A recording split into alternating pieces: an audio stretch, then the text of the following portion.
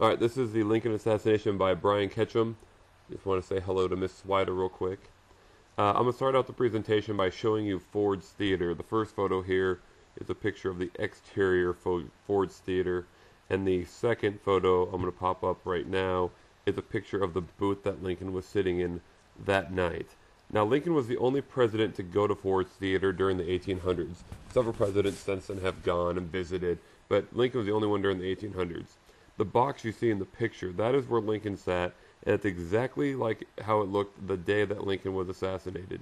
The framed photo of George Washington is actually one of the few original artifacts to the theater. A lot of the other stuff is reproductions. In 1865, they did not have a seal of the president yet. That's a new thing.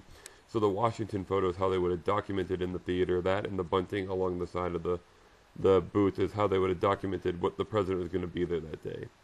Why was Lincoln at the theater? Lincoln would have came here probably to get away from the stresses of the Civil War. Lincoln liked the theater. He found it to be relaxing. And Lincoln had a very rough 4 years as president, just entering his 5th year in office. He had overseen the most destructive war in our country's history. 620,000 soldiers and over 50,000 civilians are all going to die during this war. That is more than all of our other wars combined. Lincoln and his wife, Mary Todd, enjoyed going to the theater and had gone before Lincoln was president and several times while he was president. Lincoln enjoyed a good Shakespearean drama. John Wilkes Booth, Lincoln's assassin, and 2 of his brothers were very well-known Shakespearean actors and took parts in Macbeth, Hamlet, Julius Caesar, and King Richard III. John Wilkes Booth was a very prominent star in 1865. As any other celebrity in today's time, he was pretty much equivalent to it. He also was a big Southern sympathizer, but only his immediate family knew that he was such a big sympathizer. As the war went on, Booth started believing that Lincoln and his efforts to save the country were leading the country down a path of dictatorship and possibly tyranny. Booth feared that if the Lincoln was preserved by Lincoln, that Lincoln would make himself king, and if that was the case, God knows what would happen to the Republican self-government. Booth was not the only person that thought this way. Several Southern opposition newspapers were critical about how Lincoln was handling the war. By the spring of 1865, and 4 years into the war, Booth started serving as a spy for the Confederate Army. As the South's chances were looking more and more bleak, Booth came up with a plan for assassination. Booth's motivation was, since no president had ever been assassinated before, if he assassinated somebody today, it would throw the country into such turmoil that it would be much more effective than a military attack and would give the South another chance. And just to keep in mind, what's the difference between an assassination and a murder? Assassination has something to do with a political purpose. So Lincoln would be assassinated in this situation. 2 things happened in the spring of 1865 that determined what John Wilkes Booth will do in the future and what the future of the war will be. April 2nd, 1865, Richmond, the capital of the Confederacy, is abandoned. The following day, Ulysses S. Grant marches into Richmond and Richmond falls to the Union. Fast forward 7 more days, April 9th, Robert E. Lee will surrender to U.S. Grant, beginning the end of the war. However, the war is by no means over when Lee surrenders. A lot of people make that mistake. There were still several other Confederate armies still fighting that had not surrendered, and the Confederate Army was still in existence. I would contend, however, with Lee's surrender, Booth had made up his mind. Booth was going to kill Lincoln. Now he just had to wait for the right opportunity.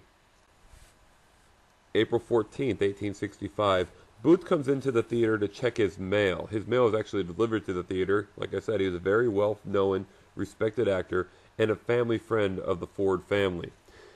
Around 11 a.m. that morning, while in the theater, he is informed by the owner of the theater's brother, Jerry Ford, and he's also who serves as the treasurer of the theater, that Lincoln would be making an appearance that night at a play called Our American Cousin. It's a comedy. Booth knows this play very well and knows exactly where Lincoln will be sitting, and knows that Booth could use his own fame to his advantage to gain access to places like the theater box where Lincoln would be. So secretly, Booth was in and out of the theater on several different occasions that day, while employees were hurriedly decorating the booth, putting up the bunting, putting out the Washington print. It wouldn't have been very uncommon to see Booth in the theater during the day. He had access inside and out to this theater, so nobody suspected anything when Booth was coming and going all day long. In the meantime, while Booth was going in and out of the theater, Lincoln was having meetings at the White House 5 blocks west of the theater with his cabinet members. Pretty excited that the war is winding down finally. This has been a rough go for Lincoln so far. Lincoln is very excited to be getting to go out with people that evening to go to the play.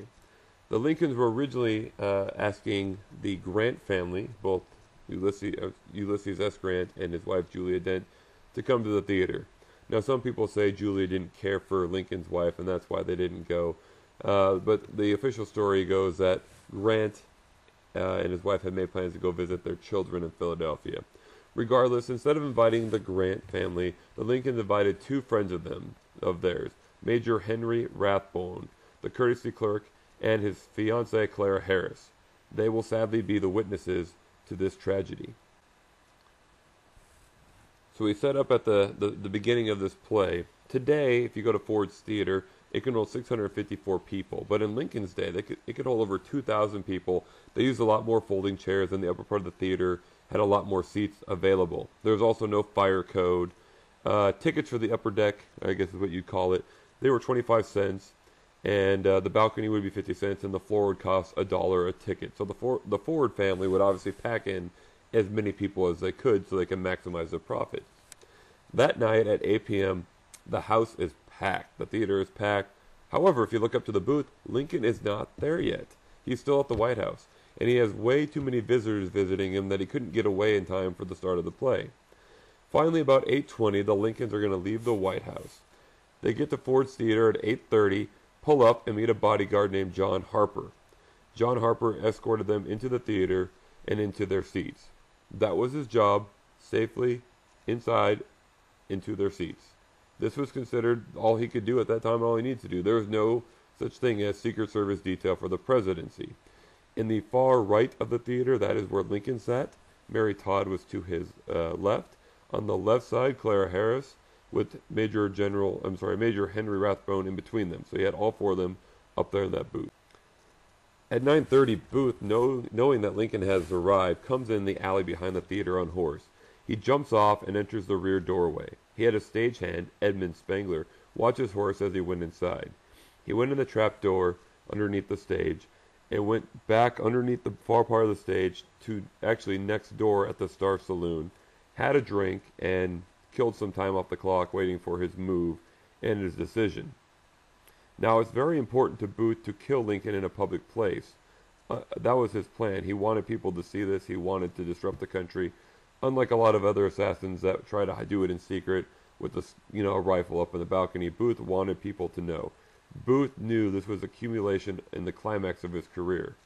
Much like the play Julius Caesar, there is a character Brutus who slays the tyrant Caesar in order to avenge his country and comes out as kind of a hero of sorts and saves him from tyranny. Booth is convinced and influenced by this. He believes that he will be Brutus who will slay Lincoln to save his beloved country, the Confederate States of America, and would be a hero for the people of the South. However, I believe Booth miscalculated his role in history, or what he thought it would be. And partially related to what Booth did, there have been more books written about Lincoln in the English language than any other figure besides Christ. Shortly after 10 p.m., Booth steps back in the theater through the front door and sneaks up the side staircase towards the luxury box that Lincoln is staying in. Now, many people in the theater saw him come in because Booth was very recognizable. And it was also not unusual to see him in the theater. And many people thought maybe Lincoln actually sent a messenger to get him to come say hello to Lincoln, because Lincoln knew of Booth and had seen him perform in Marble Hart in November of 1863. And while both Lincoln knew of Booth and Booth knew of Lincoln, we actually have no records that they ever met. Booth comes up, he pulls out a calling card and shows it to the White House messenger named Charles Forbes, sitting outside the door, a customary thing to do. They exchange a few words and Booth is allowed in. He goes in and he grabs a long wooden bar that he had put there earlier in the day and throws it between the door and the wall to keep people from coming in that door and being able to follow him. He proceeds down the hallway, goes past box 7, and into box 8. At this time, there's only one actor on stage, an actor named Gary Hart, who plays the American cousin. He doesn't know that Booth went in up into that door. and he's about to say the funniest line in the entire play. Booth knew this, and he had waited, knowing that the audience would break into laughter. Booth slowly opens the door. As he does, he pulls out a single-shot .44 Derringer pistol and puts it point blank into the back of Lincoln's head. He shoots him right behind his left ear, and the bullet is going to travel through his head and land right behind his right eye. Lincoln immediately slumps over in his rocking chair, but doesn't die yet. Rathbone turns and sees Booth and tries to grab Booth. Booth drops the gun and grabs a knife. He stabs Rathbone in the left arm, straight to the bone. Booth stands on the rail of the balcony and gets ready to jump. He leaps, loses balance, and crashes 13.5 feet onto the stage, breaking his left leg. Slowly rising up, bloody dagger in his hand, he turns to the audience and says, "Sic semper tyrannis," which is Latin for "thus always to the tyrants," a Shakespeare quote, and he heads out to the back of the theater and escapes. From the shot to Lincoln to the escape, 20 to 30 seconds passed at most. It happened so fast, the audience thought it was part of the show or part of the act. They didn't know. They all recognize Booth. They don't understand.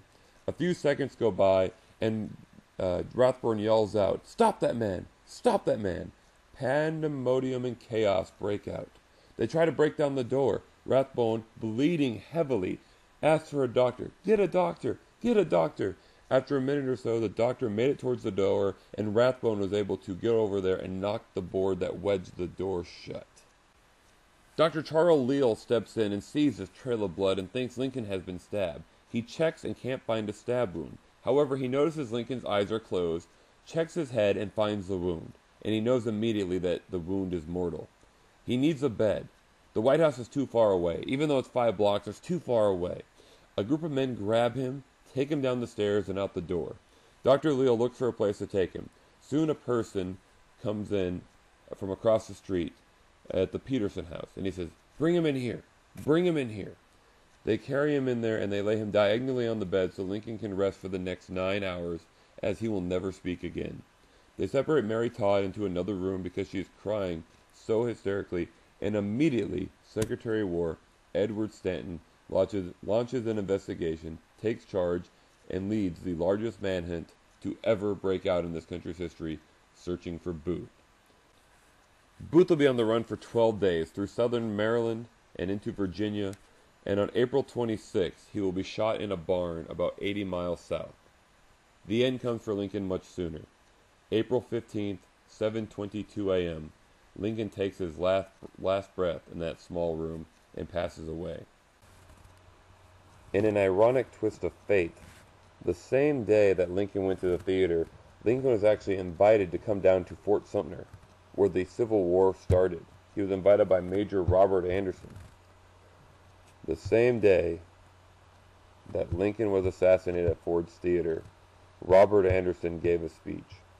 He raised his glass to his men, and he gave a toast, congratulating his men on seeing through the war, and saying he wanted to give a special toast to President Lincoln, who wasn't able to make it tonight because he went to the theater instead.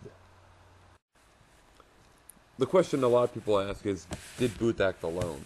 The answer is no. It appears to be a very large conspiracy that was designed to take out Lincoln and several other important officials, the Vice President, the Secretary of State. The man who was supposed to take out the Secretary of State at the exact same time that Lincoln was being shot was a man named Lewis Powell, and he went to Seward's house to kill him. Seward, who had been injured a few days before in a fall from his horse, was recuperating in his bed from injuries and had his head and neck immobilized by a metal cage-like brace. Powell stabbed Seward's son Frederick and attempted to stab Seward, but was unable to kill him because of the brace. After the attack, Powell ran from Seward's house into the street screaming, "I'm mad! I'm mad!" According to evidence collected for the trial, there was 5 other conspirators that helped plot the assassination of Lincoln and other federal officials, all while meeting at Mary Surratt's boarding house. Miss Surratt later became the first woman executed for murder by federal officials. Much of the evidence against her was circumstantial, and possibly her only crime was running the boarding house where the conspirators met. Several of the convicted conspirators in the Lincoln assassination were hanged in a courtyard of the old Arsenal building in Washington, D.C. on July 7, 1865. Miss Mary Surratt can be seen at the left of the gallows. Also hanged were Powell, Harold, and Azerdat. Lincoln was our first president to be assassinated, and it shook the country pretty hard. People wore black for quite a while. The funeral procession is going to go from D.C. up to Philadelphia, up through New York, all the way through upstate New York and Buffalo, down through Ohio, through Indiana, and finally to Springfield, Illinois, where Lincoln will be buried at. The country took it, like I said, very hard, as you would expect. Lincoln was well liked even back then, and it was a rough loss for the country. Well, that's it for my podcast. If you have any questions, feel free to let me know. Hope everyone enjoyed it. Thank you.